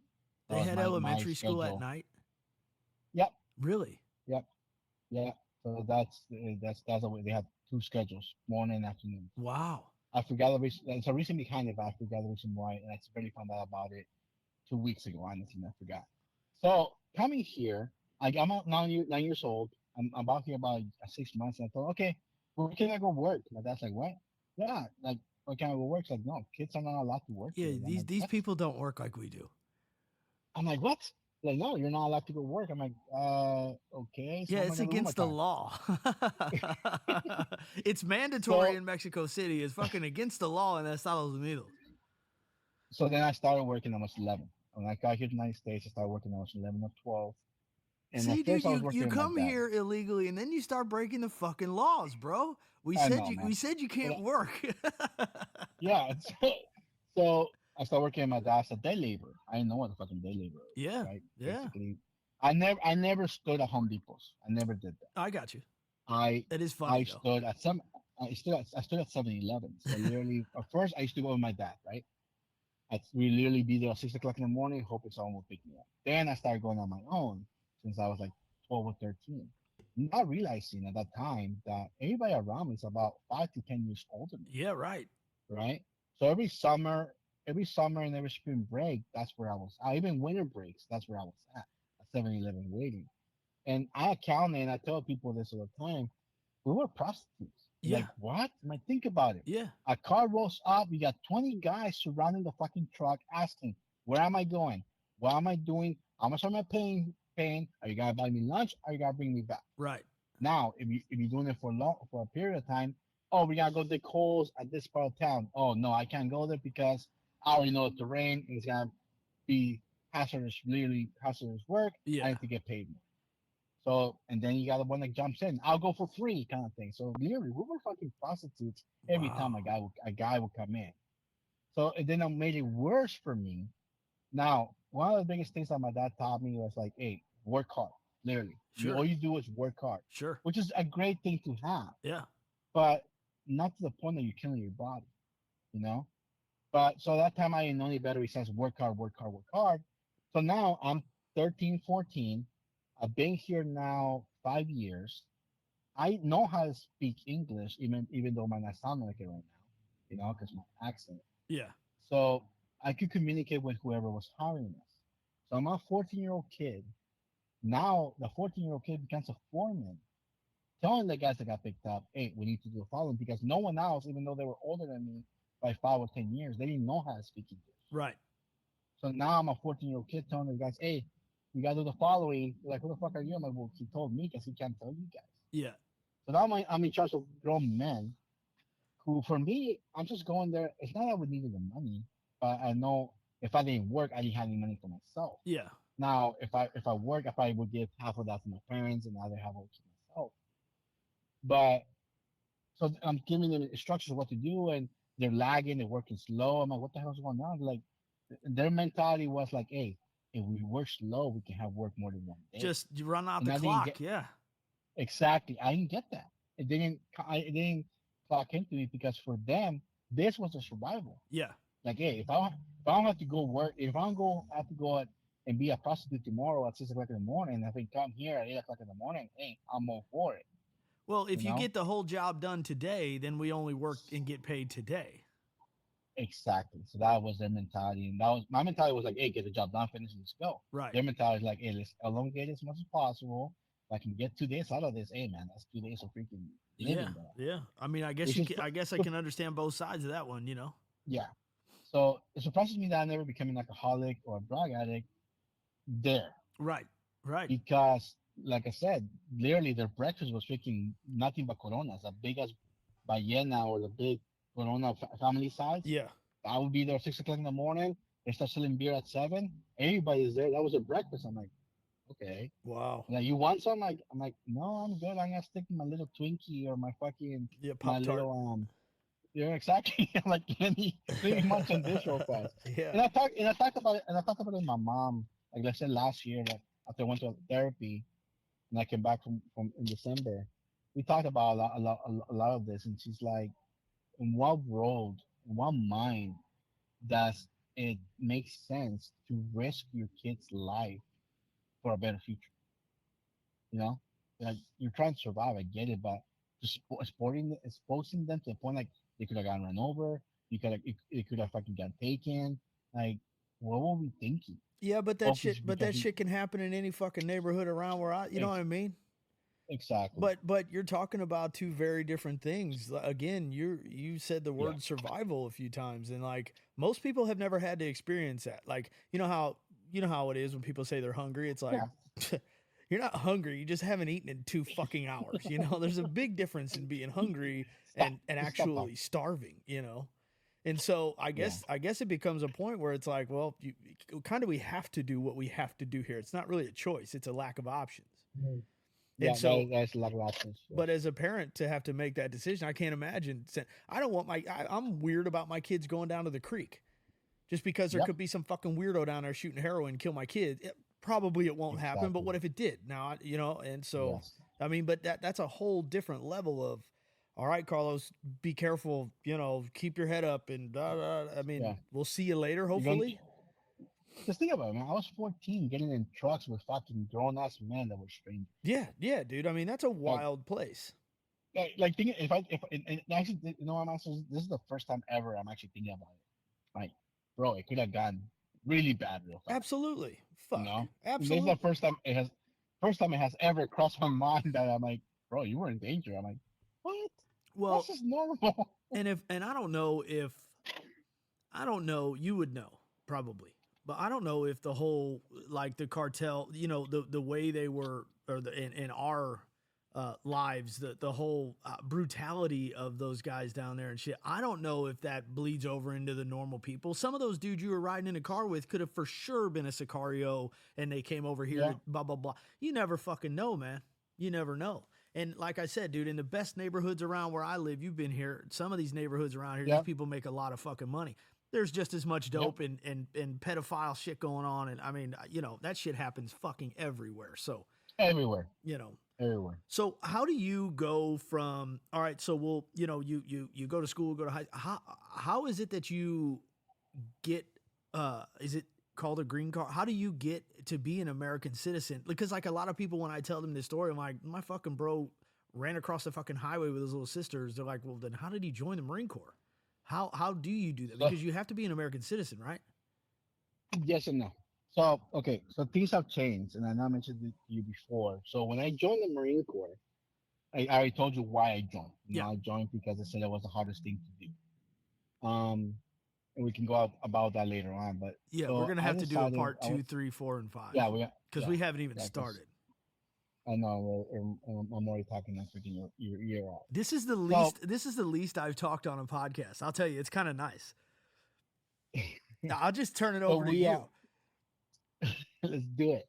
So um before war, before 2001, before 9/11, Yeah. in order for you to join the military, you need to be at least a resident, Okay. right? I joined the bullet program before 9/11. I joined right after, like, I graduated in 2000 June, and by 2000 July, I'm like, I'm gonna go to the Marine Corps. I get there, did the ASVAB, and took everything, and I was a recruiter's wet dream. Man. Sure. Think about Me it. You too. go in, you're in pretty good shape. You're not a fucking felon. You have no fucking priors, Yeah. and you're pretty decently smart. Like, oh hell yeah, let's freaking sign them up, right? So I take the ASVAB, everything's good. Like, hey, you did pretty good. I mean, qualify for some pretty good jobs. I'm like, okay. So they start the process, and they're like, okay, all we need now from you is your birth certificate and your social security number. Yeah. Well, Uh, so, that's gonna so I'm be. like, Let well, me call my coyote. so I'm like, here's my social security number, but because I was illegal, my social security number stated this is not valid for work. So my social security literally has stamp in the front that said not valid for work. Okay. In order for me to work, I need to have a work permit paired with my social security number so that now it's a complete document. Documentation. Like Right. remember, exactly. So I got here in 1992. So I got here in 1992. My mom and my dad, mainly my mom, was proactive. Like, what do I need to do to become a resident? At Right. least me and my kids. Get my kids My going. my exactly. So my spouse and my father was already a resident. So what do I need to do? So I didn't become a resident until 2001 February. So literally it Wow. took 2001 February because my mom was proactive about it. Yeah. Did all the paperwork, did the lawyers and all that. It worked. And my dad was already a resident, but that didn't matter. But because he was a resident, not a citizen, he couldn't claim us. So then we basically needed a someone that could sponsor us. Yeah. Right. Right. Right. Basically saying this family is good to go. They will not be a burden to society, and if they are a burden to society because they're lazy fucks, I'll ensure that I take care of them. That's basically what it means. Wow. So we have to find a family, a friend of a family that one was well off, that was willing to put their name as a backing for To us, vouch for you. Yeah. to, to vouch for us. So we found a lady that we were friends with, and she said, yeah, we have no issues. He was a oceanographer. She was a teacher. They make pretty good money, and Yeah. that's who literally signed the paper so that we could be here. So in 2001 February, after I was already told no, I became a resident. So then I take the bus to downtown, take my picture, get my temporary resident card, drive the bus back to El Cajon, which is about half an hour. I get in a horn, and I call the recruiter, hey, I'm legal. He's like, what? I'm legal. Cool. I'm back down. Go back down. Don't need to retake the ASVAB. Do everything. They're like, okay, the ASVAB score is good. Now let's look at the jobs you qualify. I qualify for a lot of different jobs. I'm like, hey, I want this. Okay, cool. Now that you checked off everything you want, let's look at the prerequisites. I'm like, prerequisite? What the fuck is that? Yeah. No say. Well, exactly. They're like, you need to be a citizen. I'm like, oh, okay. So that crossed off a lot of the jobs because Yeah. since I was not a citizen, I couldn't have secret clearance. Security clearance. So I couldn't exactly. So I couldn't have those jobs. So I was left with Right. box kicker Here we go. or infantry. Or infantry. Yeah. So it's So I'm grunt like, or grunt. exactly? What's a box kicker? Oh, that's supply. You get to work inside, and it's just a boring job. You want to go grunt though? I'm like, grunt? What's a grunt, man? Let me tell you. I'm like, okay, I'm listening. You get to play with guns. You get to be outdoors. Where it got me though, you get every weekend off. Every weekend off. Yes, you get every you get every weekend off. I'm like, okay, I'm young. I'm not married. I do have a girlfriend. I don't have kids. Fuck it. Sign me up for grunts. No shit. That So lying I, motherfucker. so I was a pulley since February of '01, Wow. and I didn't leave until October of '01. That's crazy, dude. So Yeah. I mhm, mean, I, I guess I just never really remembered you telling me that part of it. But I thought there had to yeah, be some kind of document. Like I didn't think you could just come here from wherever and sign right up. no, no, you have to be at least a resident. Once you're a resident, then you're good. Like that's Okay. why a lot of people from the Philippines come here as residents, and then they join the service. Okay. Now, when you and I joined, this was a stipulation. Join the service helps you become a citizen. But when you and I joined before war, you needed to serve at least 3 years in the military in order for them to vouch for you so that you could become a citizen. Right. Because most people out in town, they have to wait at least 5 years before they can even apply to be a citizen. Yeah. They have to be a good standing citizen for 5 to 10 years before they can even dream of applying to be a citizen. Right? Well, and the So same in the when you and I military. joined, You could just sign up and get your citizenship and bail in 2 weeks. exactly, so it changed. So Right. when Right. you and I joined, you have to do 3 years. But because after the fact that we were going to combat and we went to combat, came back in '03, they changed. Oh, they That speed it that up a in little order bit. They did. The regulation changed to the fact that okay, now if you went to combat one time, we can help you get your citizenship in 3 months. I hope So so. that's why in 2003, when I found out about this, I'm like, what do you mean I can become a citizen? Like, yeah, I didn't want to become a citizen. I told Sam, no, I'm not gonna do it. It's fucking stupid. I'm Mexican. Yeah, I'm sure. not fucking American. Yeah. I'm Mexican. And then let's just do it, you know. And I don't know how it went about that. I'm like, you know what? Yes, if I become an American citizen, it will open up doors for me. So I'm like, fuck it, I'll do it. Right on. So then I went to the first sergeant Oldenburg. Uh I huh. remember because I just talked to him a couple weeks ago, and I'm like, hey, first sergeant, I'm just I was still part of PFC. I'm like, I need to take some time off. Like, excuse me, like leave? I'm like, no, no, no. I need to make appointments so I can become a U.S. citizen. Like, you're not a U.S. citizen? I'm like, no, I'm not. Okay, what do you need from me? Like, well, I need to make appointments, go here, go there, and just go. He's like, okay. He's like, you can do it, but only one condition. I'm like, what? Go around the whole company and find out who's not a U.S. citizen. That way, the process with you. I'm like, okay, okay, fine. So I told Valencia. Valencia did it with me. I went around the rest of the company. I got to Cruz. And I'm like, hey, Cruz, man, I'm doing the following. I know you're not a citizen. Um, we're doing this program, and like, all it costs $300. That's it, $300 and the appointments and the test. He's So like, hold on. how Did much you did it get cost? Gutierrez too? I would, I believe so. Yeah. Unless he was over, yeah. So No yeah. way that motherfucker was a citizen. he was right out of the fucking mud. so so then I told Cruz, hey bro, this was going on, $300, and we can be citizens in 3 months. He looks at me. He looks at me. He's like, Gomez, and what's up? Fuck no. I'm like, what? No, I'm not gonna do it. I'm like, why? Do you know how much beer I can buy with $300? You comprehend that question? Fuck citizenship. I'm like, exactly. I was in a drinker, so I'm like, no, I don't know. I was like, yeah, a lot. A lot, So no. especially as a PFC So or a private. so Cruz barely became a citizen last year Good. or 2 years ago. Fuck it. Yeah. But So he so also then he also deployed for his country too. I mean, you get the fuck out of here. You do whatever you want, buddy. yeah. So then me and Valencia was actually very nervous. Now, a lot of people don't know this. Valencia was extremely nervous. Like, bro, Gomez, I won't pass. My English is not good. Yeah, he just I don't got even. out of the truck too. He's like, there's 100 questions here that I know maybe two of them. He's like, I can't read this. I'm like, Oh, bro, you'll be fuck. fine. He was so nervous. Like, I'm not gonna pass, man. I'm not gonna pass. Like, you'll be fine. He didn't know So how to we order actually fucking Burger King, dude. no, he didn't. That motherfucker, he was fresh. Yeah, we should take a drive out there, man. Literally freaking. He's Talk not about far it. from Like, me, hey, dude. we Yeah, missed it. let's just He's kick not, his man. fucking He's door in. right. Let's do We're that. gonna be the first door we kick down. Yeah.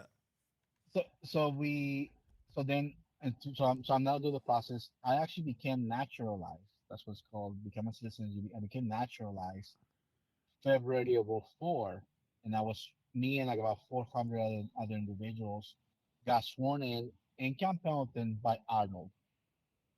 Nice. By who? Because he was Arnold? the Yep, because he was the governor of California at The that time. governor? Yep. Nice. I didn't know that. What the fuck? So at that time, I'm like, okay, cool. That's Arnold Schwarzenegger. Cool. He's a cool dude. Whatever. I didn't go around like, let me take a picture with you, whatever. I'm like, okay, I'm a U.S. citizen. Cool, got it. So that's how I became a citizen before deploying. Wow. That's a great But story. yeah, so now, thank you. So now, what they do now, after we deployed and did everything, they changed the guidelines, which to me didn't make sense at all. I was actually really pissed when I found out about this. What they do now, they literally do it right before you graduate boot camp. You do your boot camp, right? The day before graduation, you have your swearing in ceremony to become a U.S. citizen. That's so the When I fleet found that's out so the about it, fleet doesn't have to fuck with all the paperwork. no, well, that also. But remember, when we were there in Iraq in 03 and 4, man, a lot of guys were dying that were not U.S. citizens. Oh, right, right. So their families didn't receive any of the benefits. Oh, okay. So then now it took me time to think about them. Okay, it makes sense now. Yeah. They're not U.S. citizens. makes sense to make the real citizen before leaving the float. For sure. If In they're my mind, well, if they're gonna go potentially get killed for it, their family better. I agree. yeah. Which to me, the fact that I had to wait, I got jealous. I'm like, what the fuck? These guys have not proven themselves because the whole time in our life, you and I have felt that we need to prove ourselves to everybody. So I was like, what the fuck? That's not fair. I Yeah, had to prove myself. How come they're not proving themselves? yeah, Why are you yeah. giving them free Pussies. stuff when they haven't even exactly? That's It's my mindset went. it's always easier for the next generation. That's the way it's supposed Yeah, to go, I guess. I don't know. yeah, which is good. Hey, So now that's the way it goes. well, that's cool. I'm glad to hear that part. I didn't know that. Hey, will you tell me Yeah. on here, and I need to write it down because it's about time. Will you tell me the name of the book that was written about you guys? The name of the book that was written about us is called No True Glory. No True Glory. Yeah. Do you remember who it's by, or does Yes. it matter? Yes. Who's it by? The No True Glory book is by Bing West. Yes. Ben West. Bing. Oh, Bing Bing West. West. Oh, Yes. okay. Folks, if well, you probably don't know. I'm sure you can get it on Amazon or find it somewhere, but it's called You can. No True Glory. It's about a lot of the people that you hear from on this podcast are in that book. I'm not. Again, I was not there with those guys at that time. So, but a lot of real American, Mexican American, Guatemalan American, whatever, from all over this fucking world, heroes are in that book. So I'm gonna get that. I have told myself I need to do a little bit more reading, but I'm gonna get that. It's about time I read about it and had my own copy. Hey man, I gotta get the kids off the bus. This was a good part. This was a good part one, but again, we have not even almost scratched the surface. So you're obligated to come back, and we still have to get into all kinds of stuff. So you got to Cool, man. you have to do Whenever that. you can. You can't say no either because it's just you're obligated. I'm obligated. Got it. Yeah. Brother, I appreciate you so much. I love you and miss you every day. You too, bro. Thanks for coming on here. And yeah, I just appreciate you, man, all the time. Appreciate you too, man. All right. Hey, stay on the phone real quick. I'm going to sign off and then I'll talk to you. Got it. Everybody, thanks for checking us out again. Please get this book. Please check out the Legacy Military Reunions website. If you can donate, like I said, we've got a little video up there now. You can get a glimpse of my stupid ass in some of it. I'm standing there with a backpack on talking to these two other gentlemen. One is Colonel Wagner, which I fucked up on the reunion podcast and called him a major, but I'll take my ass chewing when I have to. But and then you'll just get kind of an idea of what we did on our reunion. So please check that out if you can donate or do whatever you can. Or again, like Leota said, if you need help with about 300 different things, it's on there. So check them out, please. And I will talk to you guys soon. But Gomez will be coming back and we'll be doing a few more hours of this stuff. So thanks for hanging in there with me. I appreciate you as always. And I will talk to you soon. See ya.